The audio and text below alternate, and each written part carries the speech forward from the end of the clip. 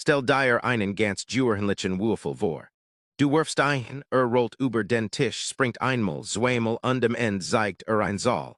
Wir nennen des Zufall. Doch was, wenn dieser Zufall nur ein Wort ist für etwas, des wir nicht durchschauen. Was wenn jede Drehung, jeder Aufprall und jede Windzeit, Bewegung des Würfels in Wahrheit vollständig festgelegt war, vom allerersten Augenblick an. Geno hierher beginnt ein der tiefsten Fragen der gesamten Physik. Ist der Zufall ein echter Baustein der Natur, oder ist nur ein Luk in unserem Wissen? Und ausgerechnet ein Mann, der die Quantenwelt klarer durchstreng als fast jeder ander, hat uns gezwungen, dies Frage ernst zu nehmen. Richard Feynman. Bever wir tief eintauchen, lass uns klären, worüber wir eigentlich sprechen. Es gibt zwei verlig verschiedene Arten von Zufall. Der erst ist der alltägliche Zufall. Der Würfel die Moons des gemischt Kartenspiel. Dieser Zufall ist gar kein echter Zufall. Wenn wir die Geno Kraft, den Winkel, die Luftbewegung und jede Unebenheit des Tisches kennen würden, könnten wir des Ergebnis exakt vorhersagen. Hierer verbergt sich nur Unwissenheit hinter dem Wort Zufall. Der zweite Zufall ist viel beunruhigender. Es ist der Zufall, der angeblich tief in den Gesetzen der Quantenmechanik steckt. Ein Zufall, der nicht aus unserem Nichtwissen kommt, sondern aus der Natur selbst. Und genau dieser zweite Zufall ist der Kern unserer Geschichte. Im Zentrum dieser Geschichte steht ein Experiment, das Feynman als das Herzstück der gesamten Quantenmechanik bezeichnet. Das Doppelspalt-Experiment. Stell dir ein Wand mit zwei schmalen Schlitzen vor und dahinter einen Skirm. Skist man klein teilchen y Elektronen durch dies Schlitze, wartet man zwei einfache Streifen auf dem Skirm. Doch das passiert nicht. Stattdessen entsteht ein Muster aus vielen hellen und dunklen Streifen, ein sogenanntes Interferenzmuster. Genau dieses Muster entsteht normalerweise nur bei Wellen, wenn sich Wellenberg verstärken und Wellenteil und Wellenberg sich auslöschen.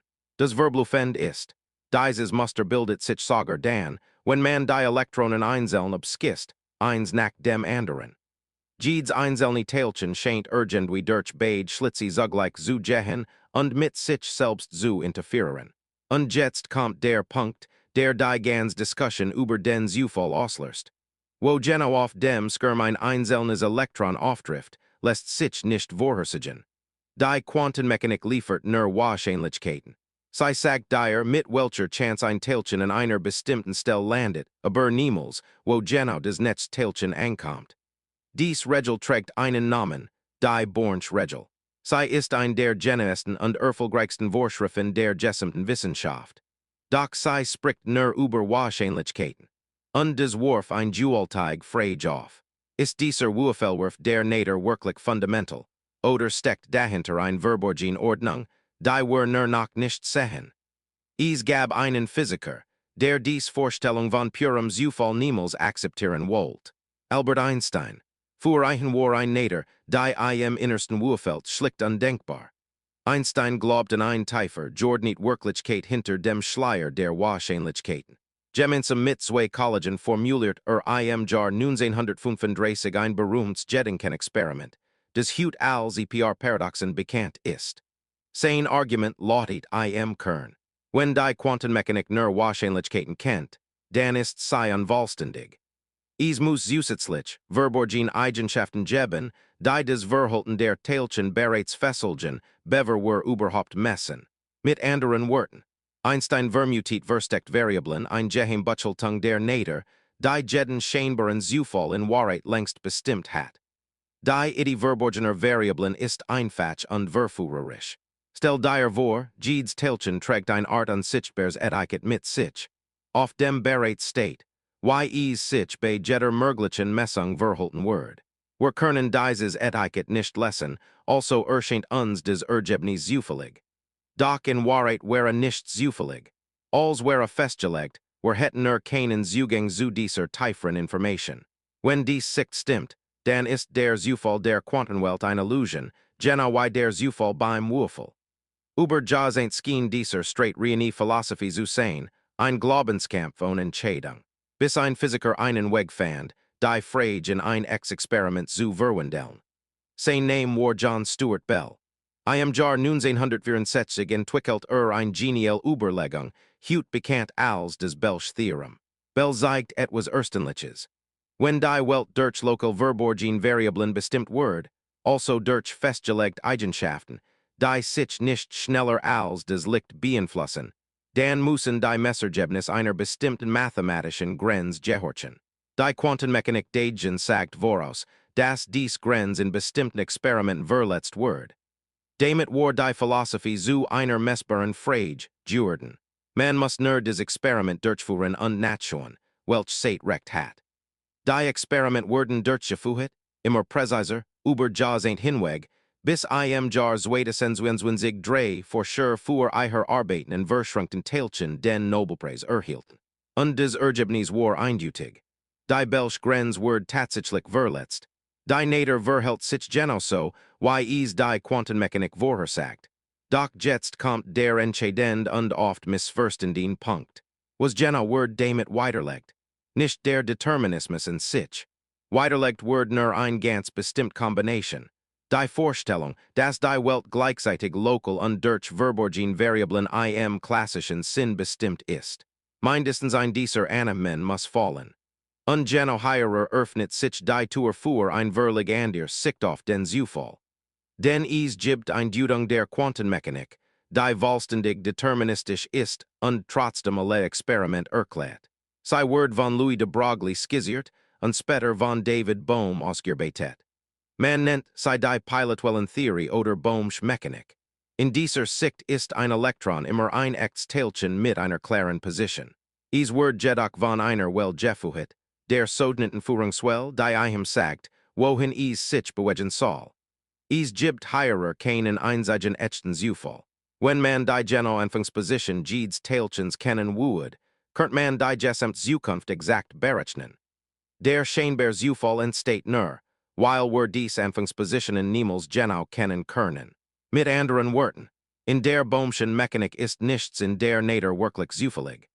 Der Preis dafür ist, dass dies Theorie nicht lokal ist, das also Einfluss über beliebige Entfernungen augenblicklich wirken. Genau das hat Einstein gefuchtet, doch genau das erlauben die Experiment. Es gibt noch ein zweit deterministisch Deutung, die viel Menschen überrascht. Die Vielweltentheorie, vorgeschlagen von Hugh Everett. Hierer passiert etwas Radikales. Die Wellenfunktion kollabiert nie. Stattdessen entwickelt sich das gesamte Universum vollkommen geordnet und deterministisch nach einer einzigen Gleichung, der Schrödinger-Gleichung. Wenn ein Messung zwei mögliche Ergebnisse hat, dann treten beide ein, jedes in einem eigenen Zweig der Wirklichkeit. Es gibt keinen Zufall, der entscheidet, welches Ergebnis eintritt. Es treten einfach alle ein. Der scheinbare Zufall, den wir erleben, ist nur die Folge davon, dass wir uns in einem dieser Zweige wiederfinden. Auch hierer gilt also, auf der tiefsten Ebene urfällt die Natur nicht.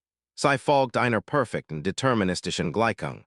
Und es gibt ein dritt noch radikaler Idee, über die heute wieder ernsthaft diskutiert wird, der Superdeterminismus. Dies Sicht stellt ein Versteckt Annahme in Frage, die in fast allen Experimenten steckt, nämlich dass der Experimentator seine Messung frei und unabhängig wählen kann. Was wenn auch dies Teil eines durchgängig festgelegten Universums ist. Dann ließ sich sogar des Ergebnis der Belschen Tests mit Verborgenen Variablen erklären, und jeden echten Zufall. Der Superdeterminismus ist umstritten, denn fordert ein durch und durch bestimmtes Weltbild. Doch ist nicht widerlegt. Und es ist entscheidend für uns sehr Frage. Die Wissenschaft hat den Zufall nicht bewiesen. Sie hat ihn nur in einer ganz bestimmten Form ausgeschlossen. Fassen wir des Ehrlich zusammen, denn hierer wird oft maßlos übertrieben. Es gibt heute mehrere ernstzunehmende Deutungen der Quantenmechanik, die vollständig ohne echten Zufall auskommen, und es gibt die orthodoxe Deutung, die den Zufall als fundamental betrachtet. Das entscheidend ist, alle dies Deutungen liefern exakt dieselben experimentellen Vorhersagen. Kein bekanntes Experiment kann zwischen ihnen entscheiden. Das bedeutet die Frage, ob die Natur im innersten Urfeld oder einer verborgenen Ordnung folgt, ist bis heute nicht entschieden. Wir also behauptet, die Wissenschaft hebt den reinen Zufall endgültig bewiesen, sagt zu viel. Und genau deshalb verdient die deterministische Sicht ein fair Anhörung. Die Vorstellung, dass nichts in der Natur wirklich zufällig ist, ist kein Spinnerei. Sei ist ein Wahlwertig lebendige wissenschaftliche Position. Aber was hat des alls eigentlich mit Richard Feynman zu tun? Feynman war kein Anhänger einer einfachen, fertigen Antwort. Entwickelt ein eigen, genial Formulierung der Quantenmechanik, des Fadintegral oder die Sum über alle Weege. In dieser Sicht nimmt ein Teilchen, des von einem Punkt zu einem anderen gelangt, in gewissem Sinn alle möglichen Weege gleichzeitig. Jeder Weg trägt zum Endergebnis bei, und erst eiher Sum ergibt des, was wir messen. Es ist eine Temperoben schön und präzise Mathematik. Und doch war Feynman vollkommen ehrlich über eiher Grenzen. Bestand darauf, das niemand wirklich versteht, was in der Quantenmechanik tief im Inneren geschieht. Trennt sauber zwischen dem, was wir berechnen können, und dem, was wir wirklich begreifen. Genau dies Ehrlichkeit ist sen größt Lection. Die Gleichungen funktionieren mit unglaublicher Genauigkeit, doch die Bedeutung dahinter bleibt offen. Und hierer liegt die eigentliche Point für unser Frage. Feynmans Mathematik schreibt der Natur keinen logischen Würfel vor, sondern ein erstlich strenge Ordnung von Regeln, aus denen die Wahrscheinlichkeiten erst hervorgehen. Viele Physiker, die in seiner Tradition denken, neigen genau deshalb zu der Überzeugung, dass der scheinbar Zufall nicht das letzte Wort sein kann. Dass hinter den Wahrscheinlichkeiten ein tiefer, gesetzmäßig Struktur liegt, die wir nur noch nicht vollständig erkennen. In diesem Sinn kann man sagen, wenn die deterministischen Deutungen sich einstags als richtig erweisen, dann hat die Skepsis gegenüber dem reinen, grundlosen Zufall recht behalten. Nicht weil ein Genie es so verkündet hat, sondern weil die Struktur der Theorie selbst es nahelegt. Dies Frage ist weit mehr als ein akademisches Spiel. Hängt an eiher doch ein der größten Fragen überhaupt. Sind wir in einem festgelegten Universum gefangen, oder gibt es echten Raum für Offenheit und Freiheit? Wenn alles deterministisch ist, vom Erknall bis zu deinem nächsten Gedenken, was bedeutet des dann für den freien Willen? Manch sehen Quantenzufall einen Hoffnungsgimmer für Freiheit. Doch ein blinder Würfel Gehirn ist kaum dasselbe wie ein freie Entscheidung. Und in einem rein deterministischen Bild wäre selbst dieser Würfel nur schein. Die ehrliche Antwort lautet, niemand weiß, wie sich Bewusstsein und Willensfreiheit in dieses Bild einfügen. Es ist ein der letzten großen offenen Fragen in der Grenz von Physik und Philosophie. Bemerkenswert ist, dass wir dies seltsame Quantenwelt längst nutzen, obwohl wir sie nicht vollständig verstehen. Quantencomputer rechnen mit Überlagerung und Verschränkung. Die Quantenkryptographie macht des Abhören von Nachrichten physikalisch nachweisbar. Unser gesamt moderne Elektronik beruht auf Quanteneffekten. Wir beherrschen die Werkzeuge mit großer Präzision, und gleichzeitig streiten die klugsten Köpfe noch immer darüber, was dies Werkzeug eigentlich über die Wirklichkeit aussagen. Die Spannung zwischen perfekter Berechnung und unklarer Bedeutung ist vielleicht das ehrlichste Merkmal der modernen Physik. Kehren wir am Ende zu unserem Würfel zurück. Vielleicht Würfelt die Natur, und der Zufall liegt im Fundament der Welt. Vielleicht aber folgt sei einer tiefen, verborgenen Ordnung, und des, was wir Zufall nennen, ist nur ein Maß unseres Nichtwissens. Die Experiment haben uns ein Möglichkeit genommen, nämlich die einer einfachen, lokalen, klassischen Welt. Doch sie haben uns nicht gezwungen, an einen grundlosen Zufall zu glauben. Die Tour zu einem vollständig bestimmten Universum steht weiterhin offen. Und genau in dieser Offenheit liegt die wahre Größe der Wissenschaft.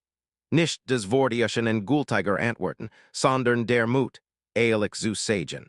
Wir wissen es noch nicht, und genau das macht die such so spannend. Wenn dich dies Reisen die Grenzen unseres Wissens fasziniert hat, dann bleib neugierig, denk selbst weiter und begleit mich beim nächsten Mal, wenn wir wieder ein groß Rätsel der Physik öffnen.